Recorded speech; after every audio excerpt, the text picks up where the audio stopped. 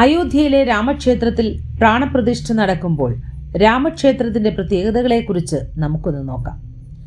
ക്ഷേത്രത്തിലെത്തുന്ന ഏതൊരാളുടെയും കണ്ണിൽ നിന്നും അവിടുത്തെ കാഴ്ചകൾ മായാതിരിക്കണം, ഓർമ്മയിൽ തങ്ങി നിൽക്കണം. ക്ഷേത്രം നിർമ്മിക്കുമ്പോൾ ഈ ഒരൊറ്റ കാര്യം മാത്രമാണ് പ്രധാനമന്ത്രി നരേന്ദ്രമോദി നിർദ്ദേശിച്ചത് എന്ന് പറയപ്പെടുന്നു.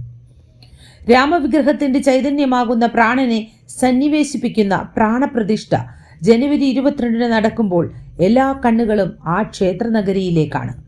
പൂർണ്ണമായും ഭാരതീയ പാരമ്പര്യം ഉൾക്കൊണ്ട് തനത് ഇന്ത്യൻ വാസ്തുശൈലിയിലാണ് ക്ഷേത്രത്തിന്റെ നിർമ്മാണം. ആത്മനിർഭർ അയോധ്യ എന്ന് അഭിമാനത്തോടെ തന്നെ പറയാനാകും. അയോധ്യയിൽ രാമക്ഷേത്രത്തിന്റെ 1-ാം ഘട്ടം പൂർത്തിയാകുമ്പോൾ ഭക്തകോടികളെ കാത്തിരിക്കുന്നതാകട്ടെ കണ്ണഞ്ചിപ്പിക്കുന്ന കാഴ്ചകളാണ്. പക്ഷേ വെല്ലുവിളികൾ ഏറെ നിറഞ്ഞതായിരുന്നു അതിലേക്കുള്ള യാത്ര. എങ്ങനെയാണ് 1000 വർഷം ഒരു അനക്കം പോലും തട്ടാതെ നിൽക്കും എന്ന് ഉറപ്പിച്ചു പറയാവുന്ന വിധത്തിൽ രാമക്ഷേത്രം ഉയർന്നത്? രാമക്ഷേത്രത്തിന്റെ പ്രത്യേകതകൾ എന്തെല്ലാം? രാമക്ഷേത്ര നിർമ്മാണത്തിന്റെ വിസ്മയ കഥയാണത്. രാമജന്മഭൂമി സംബന്ധിച്ചുള്ള 2019 സുപ്രീം കോടതി വിധിക്ക് പിന്നാലെ 2020 ഓഗസ്റ്റ് 5 അയോധ്യയിലെ ഭൂമി പൂജ. ശ്രീരാമ ജന്മഭൂമി ക്ഷേത്ര ട്രസ്റ്റിനായിരുന്നു നിർമ്മാണ ചുമതല. നിർമ്മാണത്തിന് മേൽനോട്ടം വഹിച്ചത് പ്രധാനമന്ത്രി ശ്രീ നരേന്ദ്രമോദിയുടെ മുൻ പ്രിൻസിപ്പൽ സെക്രട്ടറി ആയിരുന്ന നൃപേന്ദ്ര മിശ്ര.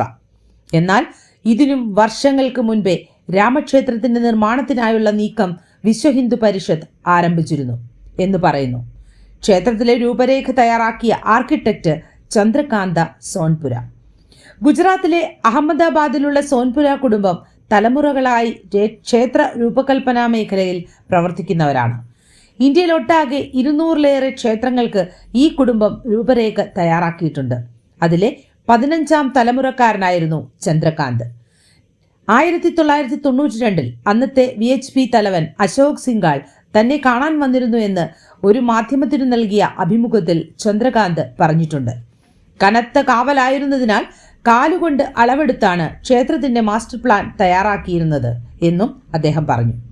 അദ്ദേഹത്തിന്റെ മക്കളായ ആശിഷും നിഖിലുമാണ് പുതിയ രാമക്ഷേത്രം മന്ദിരത്തിന് ഡിസൈൻപരമായ കാര്യങ്ങളുമായി രംഗത്തുള്ളത്.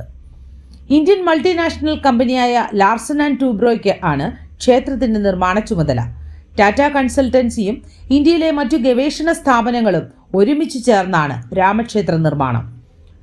മണ്ണ് പരിശോധിച്ചപ്പോഴാണ് ആദ്യ വെല്ലുവിളി നേരിട്ടത്. ഒരു കാലത്ത് സരയൂ നദി ഒഴുകിയിരുന്ന ഭൂമിയാണത്. നദി വഴിമാറി ഒഴുകി, പക്ഷേ മണ്ണിൽ ഇന്നുമുണ്ട് അതിൻ്റെ അവശിഷ്ടങ്ങൾ. ആ മണ്ണിൽ നിർമ്മിക്കുന്ന തൂണുകൾക്ക് സ്ഥിരതയുണ്ടാകില്ല എന്ന റിപ്പോർട്ട് പരിശോധിക്കാനായി ഭൂകമ്പത്തിന് സമാനമായ കമ്പനങ്ങൾ ഉണ്ടാക്കി ആശങ്ക അസ്ഥാനത്താണെന്ന് തെളിയിച്ചു. 1000 വർഷത്തെ ആയുസ് വേണ്ട ക്ഷേത്രമാണ്. കോൺക്രീറ്റ് ഉപയോഗിച്ച് അടിത്തറ ശക്തമാക്കാം എന്നതായിരുന്നു ആദ്യ തീരുമാനം. എന്നാൽ പരമ്പരാഗത രീതിയിലുള്ള കോൺക്രീറ്റ് ആണെങ്കിൽ ഉയർന്ന ചൂടും അതീവ തണുപ്പും വന്നാൽ വിള്ളൽ വീഴാനുള്ള സാധ്യത ഏറെയുണ്ടെന്ന് കണ്ടെത്തി. ചുണ്ണാമ്പുകൽ മിശ്രിതം ഉപയോഗിക്കാം എന്നതായിരുന്നു മറ്റൊരു നിർദ്ദേശം. എന്നാൽ പ്രധാന ക്ഷേത്രത്തിന് 12 മുതൽ 14 മീറ്റർ വരെ ആഴത്തിലിട്ട് നിരത്താൻ താപനില കൃത്യമായി ക്രമീകരിച്ച റോളർ കോമ്പാക്ട് കോൺക്രീറ്റ് എന്ന പ്രത്യേകത തീരുമാനിച്ചത് 180-ലേറെ എഞ്ചിനീയർമാർ. അതുവരെ ലഭ്യമായ എല്ലാ നിർമ്മാണ വസ്തുക്കളും എല്ലാത്തരം നിർമ്മാണ രീതിയും വിശദമായി പഠിച്ചായിരുന്നു ഏറ്റവും യോജിച്ചതെന്ന നിലയിൽ ഇങ്ങനെയൊരു തീരുമാനത്തിലേക്ക് എത്തിയത്. താപനില നിരീക്ഷിക്കാൻ സെൻസറുകൾ വരെ വെച്ചായിരുന്നു പരീക്ഷണം. കെട്ടിടങ്ങളും പാലങ്ങളും തുരങ്കങ്ങളും എല്ലാം നിർമ്മിക്കാൻ ഉപയോഗിക്കുന്നതായിരുന്നു RCC എന്നറിയപ്പെടുന്ന കോൺക്രീറ്റ്. ക്ഷേത്രത്തിനായി മണ്ണെടുത്തു മാറ്റിയ പ്രദേശത്ത് യന്ത്ര സംവിധാനങ്ങളുടെ സഹായത്തോടെ 14 മീറ്റർ കനത്തിൽ കോൺക്രീറ്റ് നിറച്ചതോടെ അതൊരു കൃത്രിമ പാറ പോലെ ഉറച്ചതായി പറയുന്നു. അതിനു മുകളിലായിട്ടായിരുന്നു തറയുടെ നിർമ്മാണം. അതിനുവേണ്ടി വന്നതാകട്ടെ ഏകദേശം 17,000 ഗ്രാനൈറ്റുകളും. ഇന്ത്യയിൽ ലഭ്യമായതിൽ വെച്ച് ഏറ്റവും ഉറച്ച ഗ്രാനൈറ്റാണ് കർണാടകയിൽ നിന്നും തെലങ്കാനയിൽ നിന്നും എത്തിച്ചത്. ക്ഷേത്ര നിർമ്മാണ സ്ഥലത്തു മാത്രം പലവിധ നിർമ്മാണ ജോലികൾക്കായി 4000-ഓളം പേരാണ് ഉണ്ടായിരുന്നത്. നിർമ്മാണ സാമഗ്രികൾക്കായുള്ള ഖനികളിൽ 2000-ഓളം പേരും കൊത്തുപണികൾക്ക് മാത്രമായി 500-ലേറെ പേരും. ഇങ്ങനെ രാമക്ഷേത്രവുമായി ബന്ധപ്പെട്ട് രാപ്പകലില്ലാതെ പ്രവർത്തിച്ചത് ആയിരക്കണക്കിന് പേരായിരുന്നു. എല്ലാവരുടെയും മനസ്സിൽ ഒറ്റ ലക്ഷ്യവും ക്ഷേത്ര ട്രസ്റ്റിൻ്റെ കർശന തീരുമാനങ്ങളും. അതിനാൽ തന്നെ ഉത്തരേന്ത്യൻ നാഗര ശൈലിയും ദക്ഷിണേന്ത്യൻ ദ്രാവിഡ ശൈലിയും സംയോജിപ്പിച്ച വാസ്തുവിദ്യയാണ് തിരഞ്ഞെടുത്തത്. ഇന്ത്യയിലെ പുരാതന ക്ഷേത്രങ്ങളുടെ നിർമ്മാണത്തിന് ഉപയോഗിച്ച വസ്തുക്കൾ തന്നെയായിരുന്നു രാമക്ഷേത്രത്തിന് വേണ്ടിയും തിരഞ്ഞെടുത്തത്. പൂർണ്ണമായും പ്രകൃതിദത്ത ശില കൊണ്ട് ക്ഷേത്രം നിർമ്മിക്കാനായിരുന്നു തീരുമാനം. അതിനിടയിൽ ഇരുമ്പ് വേണ്ട, പരമാവധി 200 വർഷം വരെയാണ് ഇരുമ്പിന്റെ ആയുസ്. അത് കഴിഞ്ഞാൽ കെട്ടിടത്തിന് പ്രശ്നമാകും. അങ്ങനെയാണ് ശിലകൾ യോജിപ്പിക്കാനും പാളികൾ പാകാനും എല്ലാം ചെമ്പ് തിരഞ്ഞെടുത്തത്. കിഴക്ക് പടിഞ്ഞാറായി ക്ഷേത്രത്തിന്റെ ആകെ നീളം 380 അടിയാണ്. വീതി 250 അടി. ഗോപുരം 161 അടി. 3 നിലയിലുള്ള ക്ഷേത്രത്തിന്റെ ഓരോ നിലയ്ക്കും നിശ്ചയിച്ചത് 20 അടി ഉയരം.